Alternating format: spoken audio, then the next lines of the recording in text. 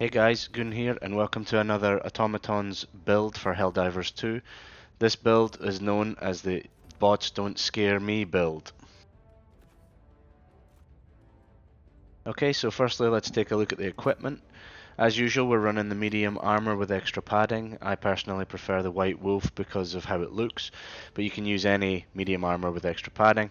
I use the Scorcher as the primary, the Ultimatum as the secondary, and the thermite grenades as our throwable. You want to take along the medium armor with extra padding in my opinion, because it compensates for the lack of a shield generator with this extra damage resistance, and as a result you're going to be taking a lot of hits from the bots. Next, let's truck stratagems. The most important stratagem for this build is the guard dog. Secondary is the quasar cannon, then the autocannon sentry, and the orbital laser.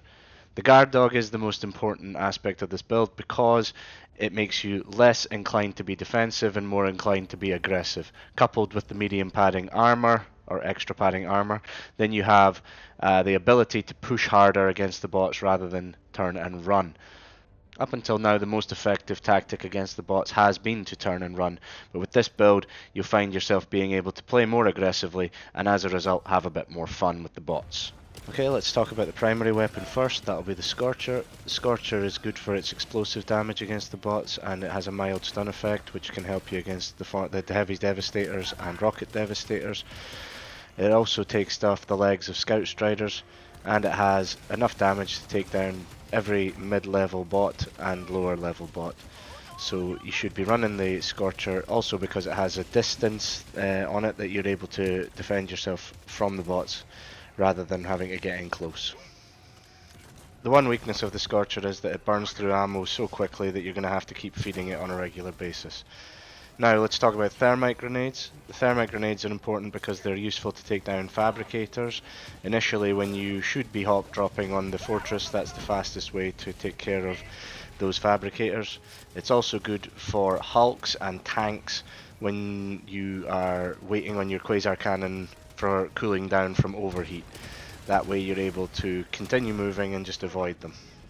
The Ultimatum as the secondary weapon is important now because it basically turns fighting against heavy units such as factory striders and also against stratagem jammers into child's play. The Ultimatum can take down the strat jammer, as you'll see here, with one shot, and you don't even have to get inside the walls.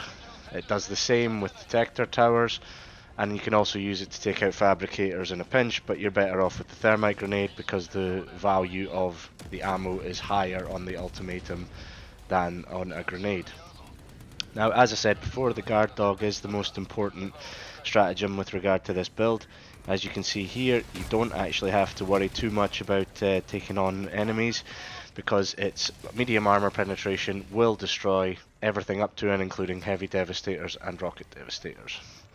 Furthermore, the secondary weapon that you want to use is the quasar cannon because it can be used to take out fabricators, side objectives such as TV towers from great distance, and that means that you don't have to expose yourself to the risk of being killed by the troops within these outposts. In these circumstances, it's also best to make sure you take cover from the cannon turrets. Okay, the next stratagem we use is the autocannon sentry. The autocannon sentry is exceptionally good at taking out bots because it will take care of medium level bots including heavy devastators and rocket devastators very quickly due to its explosive damage. So it can be used defensively and offensively. If you see a patrol coming, you can throw down your autocannon and just change direction. And if you're in defensive positions such as evacuating personnel, you can throw down the autocannon and go about your business with a little bit of protection. Lastly, the orbital laser is the area of effect weapon that I use in this case because even though it is not perfect at killing everything, it is good at killing everything. So, for example, it can take down a factory strider while you stay in cover, but it won't kill it in one shot, so you have to be patient. It can also take down hulks and tanks, and it can also be used to take out heavy outposts, for which I have another video which will be linked here. So you should check that out and make sure that you know how to take out all the heavy outposts using the orbital laser. That is primarily why I bring it on these missions, so that I can take out heavy outposts in less than 10 seconds. But it can be used against bots, drops, and heavier units such as factory striders as well. The best thing about the orbital laser is that you can guarantee that it will hit its target. Primarily speaking, of course. Obviously there are exceptions to the rule, such as overhanging cliffs or it getting confused and targeting something that you don't want it to target. Okay, so that's the build. This is probably the most effective build I've had against the bots. It's you can take damage. Berserkers, for example, are no longer a problem due to the guard dog taking care of them when they get close to you. The ultimatum means that you're able to take care of traditionally very difficult side objectives such as Strategem Janners very quickly. You're able to stand toe to toe with the bots, which is something new and original. So let me know what you think in the comments if you try this build out or if you have any opinions, and I'll see you next time. Bye guys.